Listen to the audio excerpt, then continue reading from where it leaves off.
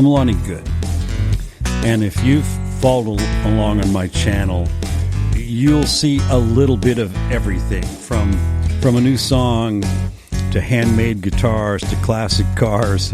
There's even a story of me falling out of the sky when I was down in Mexico on a mission trip. But today is different.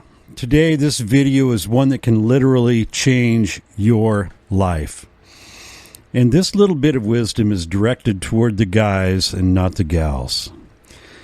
I'm going to give you two words that can transform your marriage.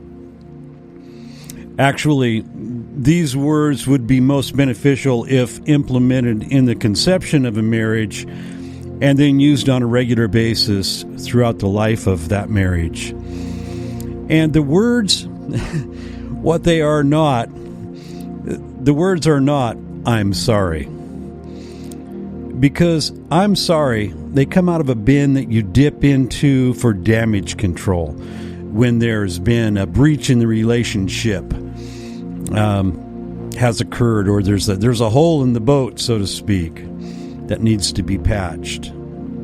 But please don't get me wrong. I'm sorry are words that you need to be comfortable with and use on a regular basis. But the two words that can make a difference are on a higher level. They come out of a different bin, if you will, not one that holds tools used to patch broken things up. When you use these two words, people notice. And why? Because it's rare. It's like that classic car that you just don't see anymore. In all of its glory, it's glorious to look at, and it's a whole different experience to drive. I had such a wonderful experience the day that I drove my 58 Bel Air home from Orcas Island. The car is 64 years old, and I didn't know what she was capable of, so I took it easy driving 55 to 60, and I was being passed by everything on the freeway, but I really didn't care. I was having an experience. I had the window rolled down and my arm leaning on the side of the door. You see, I was having an experience that they were not having. And if you've driven a classic car, you understand what I'm talking about. But if you have not, you don't know what I'm talking about. Just like those two words. If you use them now, you will know what I'm talking about. And if you don't, this will make no sense to you, and you'll just drive right on by with the rest of the rat race, going as fast as they can and not getting anywhere.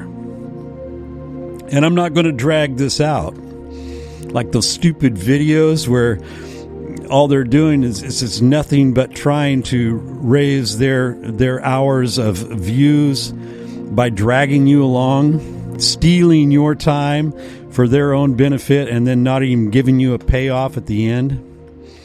Here are the two words. My bride. My bride. It's how I refer to my bride. I've slipped up a time or two, and I've referred to her as my wife. But that felt like I was talking about my lawnmower or my tool shed. It just doesn't reflect how I see her and how I relate to her. Back in the day, it was typical to use the term my old lady. Really? Where is the love and the honor and the respect found in such a foul and derogatory term? My bride reflects the true hope and vision of why you married in the first place.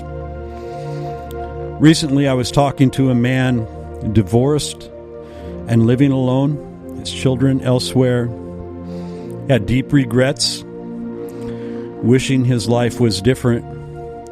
And I was not prying. We were just conversing about his life experience while we looked at some old guitars, and he stopped strumming, and he looked into my eyes, and he said,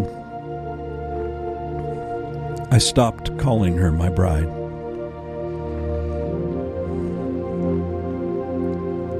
For some of you, it's too late. There's so much damage that your marriage will never be repaired. And for others who have not taken that step, take this advice. And still yet others you'll be able to navigate back to a place of health with your relationship by using those two words. Let them be your compass, directing you to a place of real love, real peace, and real happiness within your marriage. This is the first in a series I'm calling Wisdom Drops. So like and subscribe if you want to be included in this. I'm going to be doing a lot of these. But today, it's those two words, my bride. When you talk about her, when you introduce her, call her what she is. This is my bride. Blessings. Lonnie out.